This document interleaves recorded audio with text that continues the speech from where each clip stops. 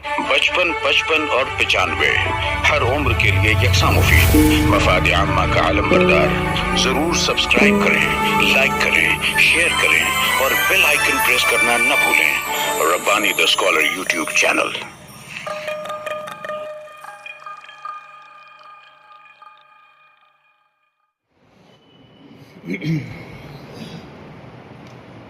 अदारे नस्ल अदब की 234वीं नशिस्त में मैं तमाम एजाज़ याफ्ता और इनाम याफ्ता मुसन्निफ़ीन का उर्दू राइटर काउंसिल और अपनी जानिब से उनको मुबारकबाद देता हूँ और ये ख्वाहिशात पेश करता हूँ।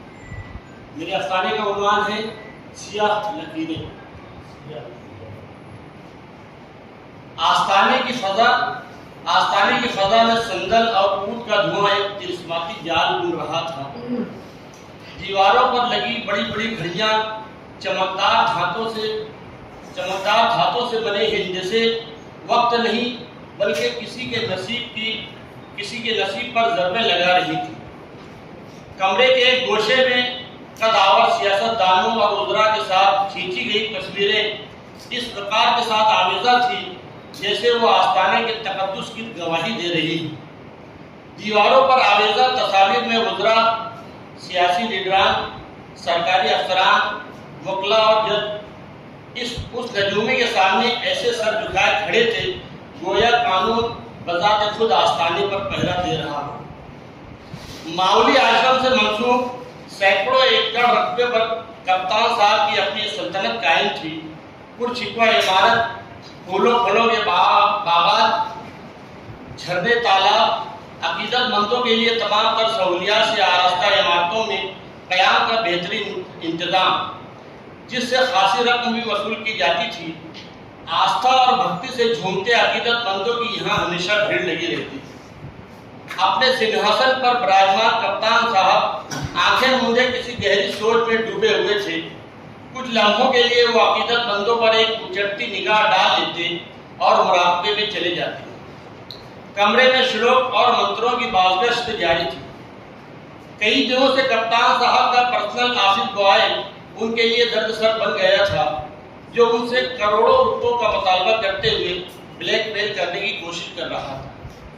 ज़ाहिरी तकद्दुस और बातिनी गंदगी से लबरेज कप्तान का किरदार जदीद और रिवायती होने के साथ सियासी असर और रसूख वाला भी था। खुद को आदाद व शुमार और सितारों की चाल का माहिर कहता, मगर उसकी हरीस नजरें आने वाली अकीदतमंद खवातीन के जेवरात और उनके हुस्न जमाल पर होती। उसकी आंखों में सितारों की चमक नहीं बल्कि सामने बैठी हुई औरतों की मजबूरियों को नापने वाली गहरी और भद्दी हवस का पैमाना था। कप्तान नफ्सियाती हरबों से अकीदतमंदों को बावर कराने की कोशिश करता कि उनकी बदकिस्मती का हल सितारों की गर्दिश में नहीं बल्कि एक मखसूस पोशीदा अमल में है।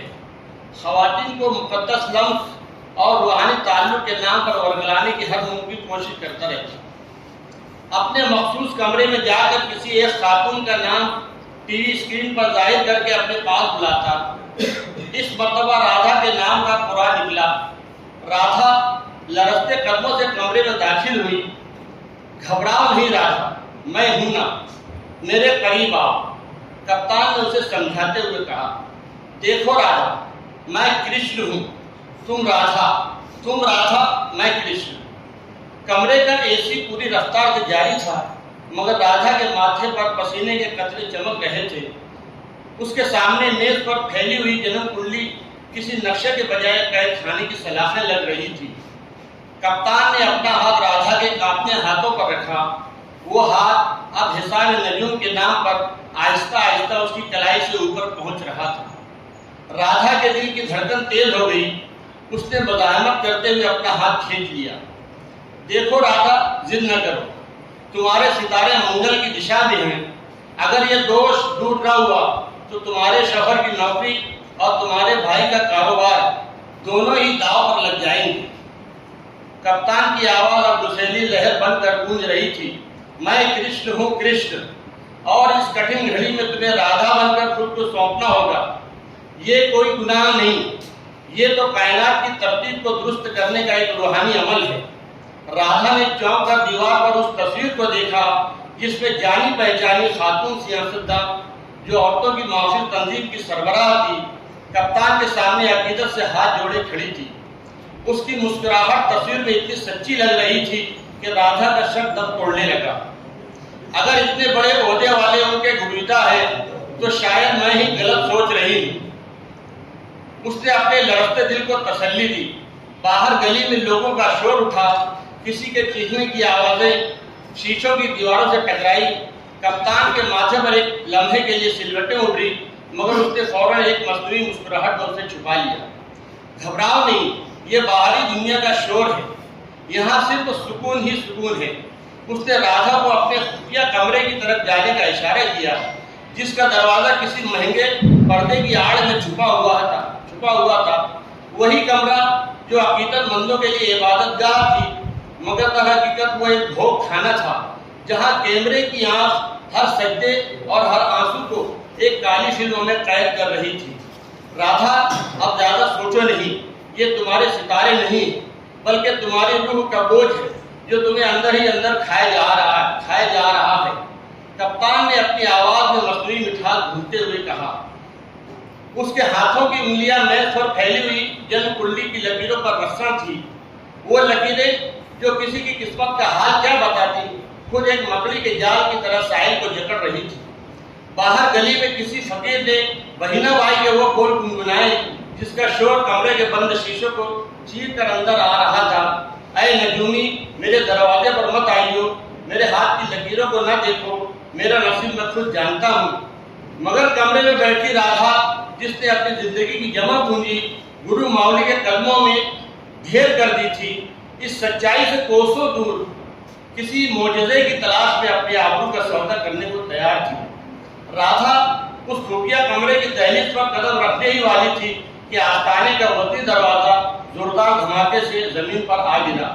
संदल और ऊद की खुशबू में बसे कमरे में बूटों की चाप और पुलिस के वायरलेस की सख्त आवाजें गूंजने लगी। कप्तान का चेहरा, जो अब तक बनावटी नूर से दमक रहा था, यकायक जर्द पड़ गया। उसकी आंखों की वो चमक, जिसे लोग सितारों की गर्दिश के राज समझते थे, अब खौफ और राज की लर्जिश में बदल चुकी थी। कप्तान साहब, आपका कायनाती खेल खत्म हो गया। पुलिस इंस्पेक्टर ने कड़क लहजे में कहा। इंस्पेक्टर के साथ कप्तान का पर्सनल ऑफिस बॉय हाथों में काला बैग लिए सामने आया।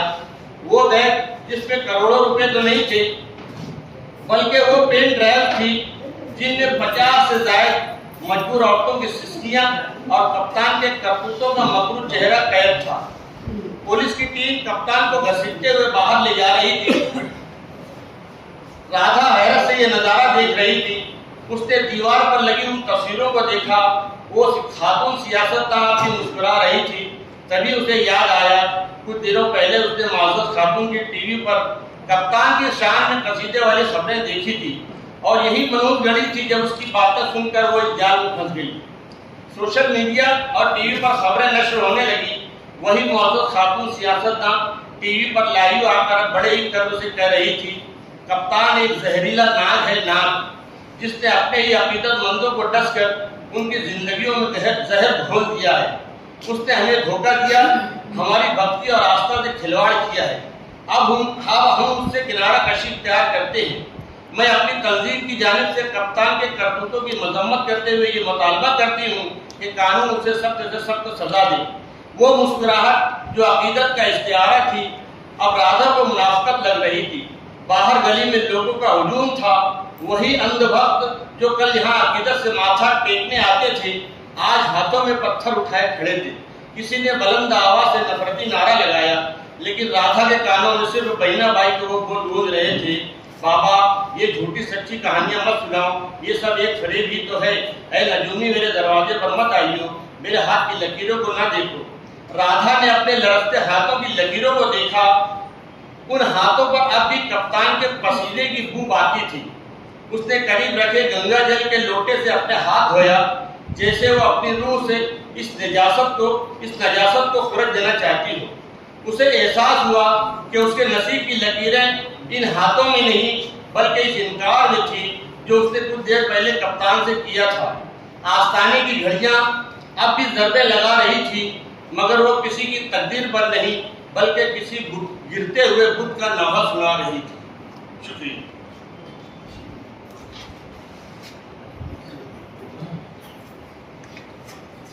मुख्तार अंसारी साहब ने अपना अफसाना यहाँ पर पेश किया जिस पर तबसरा होना है, लेकिन इस दरमियान में हमारे साहिब-ए-इज़ाज़ फरीदा निसार साहबा यहाँ पर तशरीफ लाई, हम उनका इस्तकबाल करते हैं।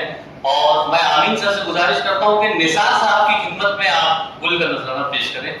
निसार साहब, आपका इस्तकबाल किया जा रहा है और निसार साहब से मैं गुजारिश करता हूँ कि आप अपनी निस्फ़ बेहतर की खिदमत में गुल का नजराना पेश कर दें।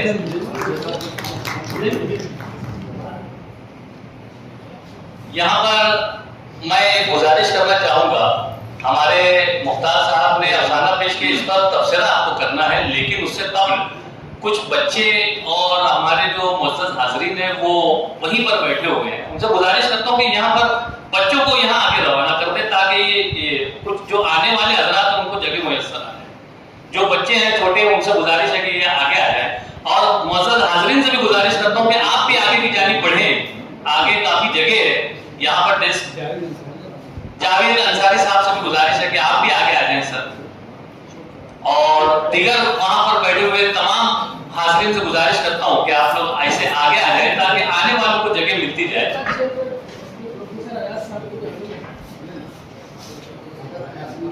मुख्तार अंसारी साहब की तकलीफ पर तबसरा करने की इजाजत है। जो साहबान भी तबसरा करना चाहें उनसे गुजारिश है कि वो चाहे तो अपनी जगह से भी तबसरा कर सकते हैं और यहाँ माइक पर आकर भी तबसरा कर सकते हैं।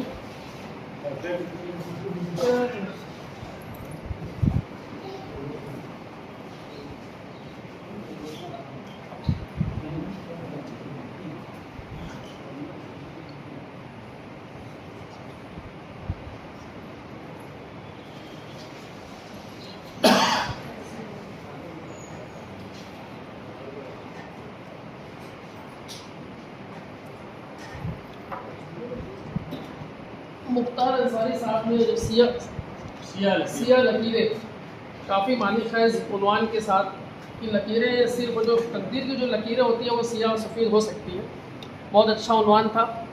आपने जिस तरह से एक मुकम्मल अफसानवी फ़िज़ा में अफसानों को तख्लीक किया है उसके लिए बहरहाल आप दाद के हकदार हैं। राधा नाम का बाज़ मरतबा ऐसा होता है कि बहुत सारे लोग समाजी और नफ्सियाती कजी का शिकार होते हैं, तो इस तरीके से ऐसे बाबाओं के चक्कर में वो लोग फंस जाते हैं। आपने जिस ढंग से, हम ये नहीं कहेंगे कि आज के तनाजुर में हमारे पेश नज़र अफसाना होना चाहिए। अफसाना आफाकी हैसियत के मुतकाज़ी होता है, हम वहाँ पर यह नोट नहीं लिख सकते कि यह फ़ला वाक़े से माखूज़ है। आपने बहुत ही ज़बरदस्त अफसानवी फ़िज़ा में मुकम्मल किरदार निगारी के साथ, बेहतरीन जज्बात निगारी के साथ आपने अफसाने को तख्लीक किया है, इसके लिए मैं आपको दिली मुबारकबाद पेश करता हूँ। वक्त की कमी के सबब मुख्तसर तबसरा, वरना इस पर बहुत कुछ बोला जा सकता है। इमरान जमील साहब ने अपना तबसरा पेश किया और जो भी साहबान तबसरा पेश करना चाहें मुख्तार अंसारी साहब की तकलीफ पर, उनको इजाज़त।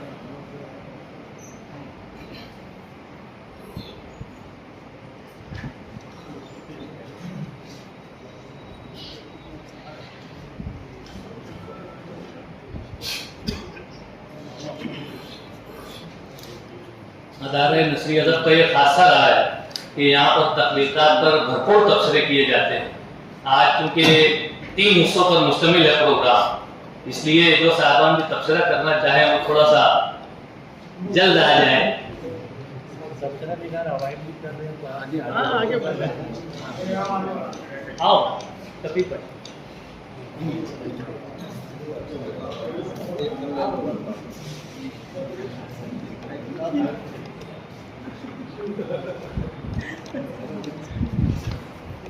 साहब ने जो अफसाना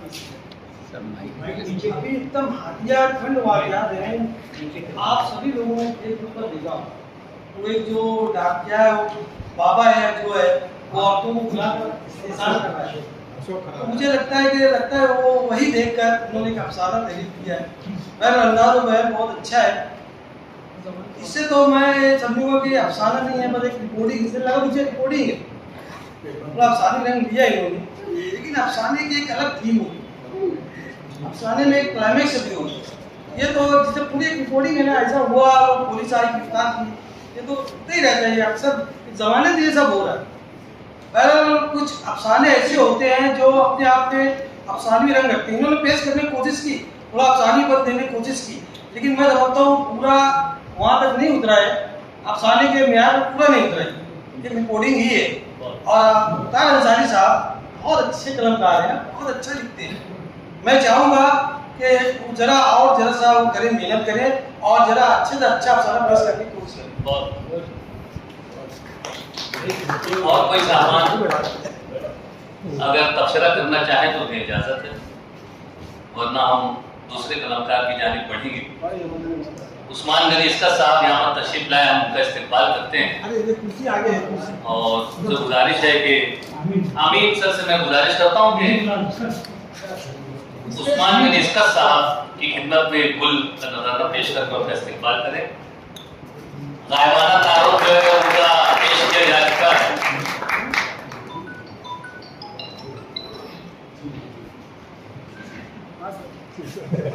आइए मैं दूसरे कलमकार जो हमारी आज की इस नशिस्त में मौजूद हैं, हारून अख्तर साहब, उनसे गुजारिश है कि वो माइक पे तशरीफ लाएं और अपनी तकलीफ पेश करें। 95 हर उम्र के लिए यकसा मुफीद, मफाद आम्मा का आलम बरदार। जरूर सब्सक्राइब करें, लाइक करें, शेयर करें और बेल आइकन प्रेस करना न भूलें। Rabbani the scholar YouTube channel. Rabbani the scholar YouTube channel इल्मी, अदबी, दीनी, मिल्ली, समाजी, सकाफती, तहजीबी, फलाही, तिब्बी, फन्नी, माशी, तिजारती, माशरती, इंतजामी, इनकलाबी, तहरीकी, तहकीकी, तकनीकी, तफ्तीशी, तामीरी, तालीमी व मालूमाती यूट्यूब चैनल। जरूर सब्सक्राइब करें, लाइक करें, शेयर करें और बेल आइकॉन प्रेस करें। Rabbani the scholar YouTube channel.